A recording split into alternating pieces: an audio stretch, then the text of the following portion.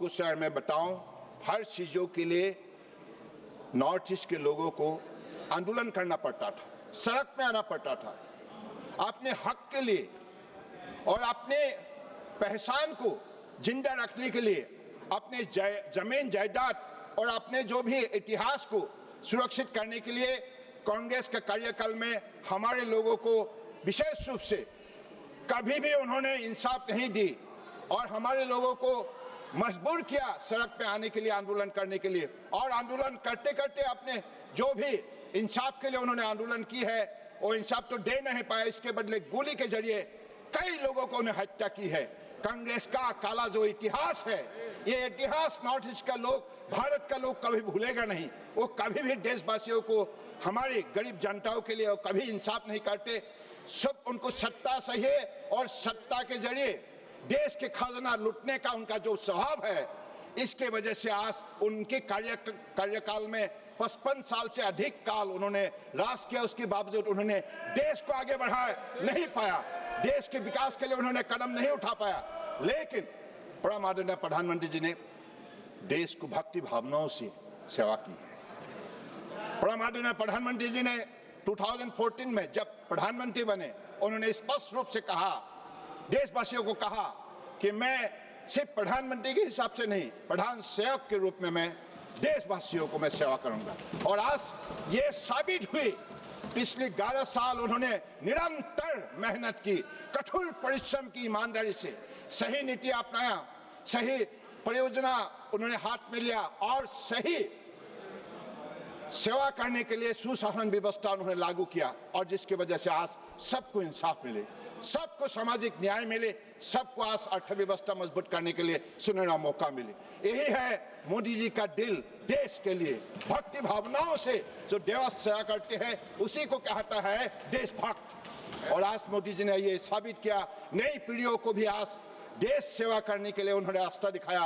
और मोदी जी की जो भी कुशल नेतृत्व ने आज देशवासियों को विशेष रूप से आत्मविश्वास जगाया और ये देश मोदी जी के नेतृत्व में निश्चित रूप से विकसित भारत बनने जा रहा है। ये निश्चित है। हर कार्यक्रम आज इस हिसाब से सफल हो रहा है, आप लोगों ने खुद देखी है। और आज कांग्रेस का हमारे जो भी माननीय सांसदगण बैठा है उनको भी महसूस होना चाहिए।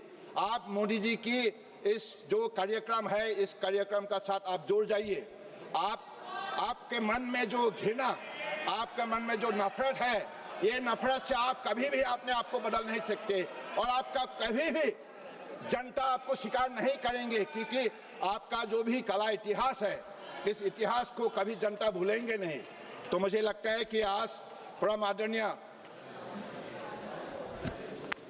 हमारे सभापति महोदय को आज मैं तो इतना ही कहूंगा कि आज देश के हर वर्गों के लिए जो भी कदम उठाए गए हैं, जो कार्यक्रम रचना की गई है, सुशासन व्यवस्था के जरिए हर कार्यक्रम को सही समय पर लागू होने की वजह से सबको इंसाफ मिला है।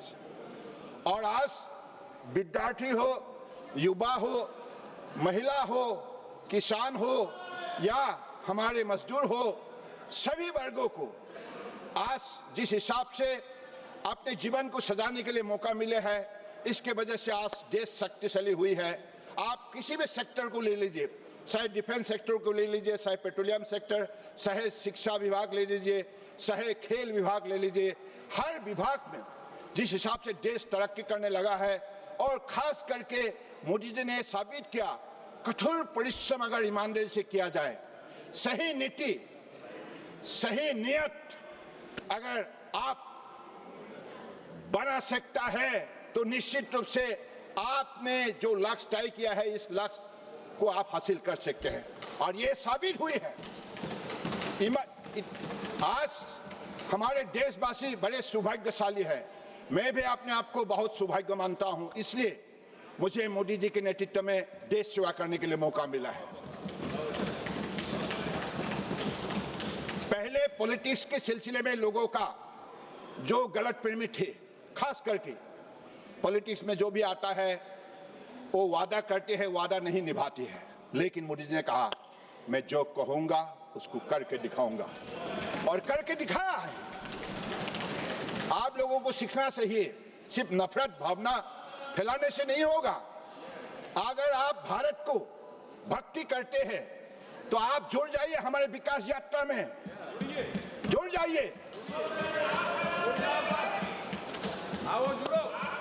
इसलिए परम आदरणीय सभापति महोदय, हमारे आज खास करके मैं पोर्ट शिपिंग वाटरवेज मंत्रालय की मंत्री होने के नाते एक बात तो मुझे कहना ही होगा कि उसी मंत्रालय को 2014 तक कांग्रेस सरकार ने कभी भी उसको मान्यता नहीं दी।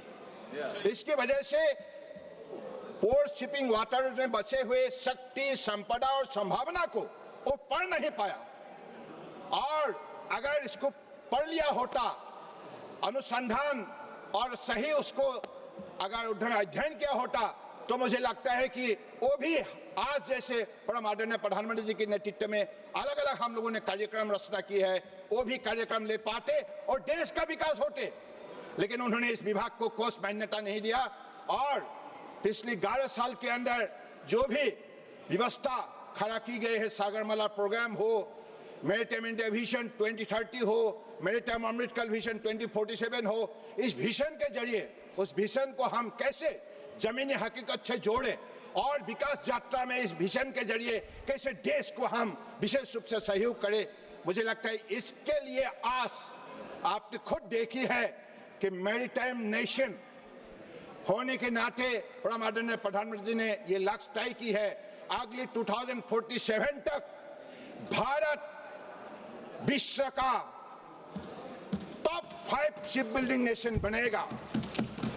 और इसके लिए मैरीटाइम वीक जो भी आयोजन की थी और इसके जरिए लक्ष्य तय की गई है, अगले 25 साल के अंदर हमारे इस सेक्टर में 80 लाख करोड़ का निवेश होगा, 80 lakh crore. This is the powerful vision develop by our honourable prime minister Narendra Modi ji. ऐसा पावरफुल विजन अगर आप बनाया होता तो आप भी 55 साल में बहुत कुछ कर सकते थे, आप विफल हुई। लोगों ने इसलिए आप लोग को इतिहास समझा, अभी आप लोगों को इतिहास समझा, आपको अभी किसी भी प्रदेश में आपका जगह नहीं रहा।